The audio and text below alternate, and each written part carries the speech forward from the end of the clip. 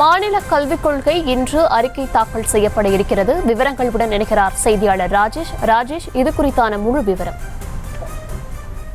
வணக்கம். தற்போது ஓய்வு பெற்ற நீதியரசர் முருகேசன் தலைமையிலான குழு அந்த அறிக்கையை முதலமைச்சரிடம் சமர்ப்பித்து விட்டது. சற்று நேரத்திற்கு முன்னதாக, அதாவது ஒரு நிமிடம் முன்னதாகத்தான் அந்த குழுவினர் உள்ளே சென்று முதலமைச்சரிடம் அறிக்கையை தாக்கல் செய்திருக்கின்றார்கள். அதாவது தேசிய அளவில் புதிய கல்விக் கொள்கை அமல்படுத்தப்பட்ட பிறகு அதில் பல அம்சங்கள் தமிழ்நாட்டிற்கு எதிராக இருப்பதாக தமிழக அரசு தோற்கடித்திருக்கிறது. குறிப்பாக மும்மொழி கொள்கை, இந்தி போன்றவையெல்லாம் கட்டாயம் படிக்கக்கூடிய ஒரு சூழல் ஏற்பட்டது.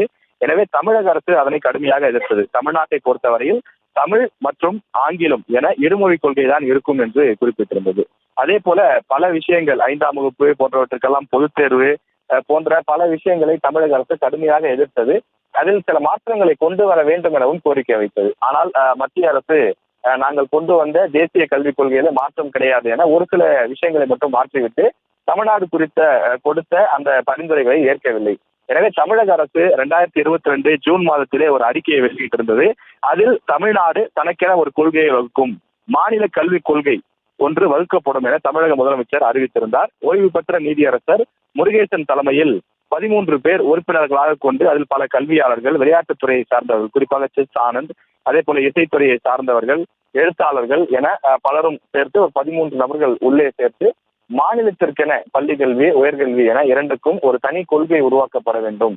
தமிழ்நாட்டின் பாரம்பரியம், கலாச்சாரம், தமிழ்நாட்டு மாணவர்கள் அனைவரும் உயர்கல்வி கற்கக்கூடிய வகையிலும் அனைவருக்கும் அந்த கல்வி என்ற அடிப்படையிலே ஒரு நல்ல திட்டமாக மாநில அரசு தமிழ்நாட்டிற்காக உருவாக்க வேண்டும் என்று அந்த குழுவிடம் அந்த அறிக்கையானது கொடுக்கப்பட்டிருந்தது. அந்த அடிப்படைகள் கொடுக்கப்பட்டிருந்தது. எனவே ஒரு 10 அடிப்படை விஷயங்கள் கொடுக்கப்பட்டு அந்த அடிப்படையில் இந்த மாநில கல்விக் கொள்கை உருவாக்கப்பட வேண்டும் என தெரிவிக்கப்பட்டிருந்தது.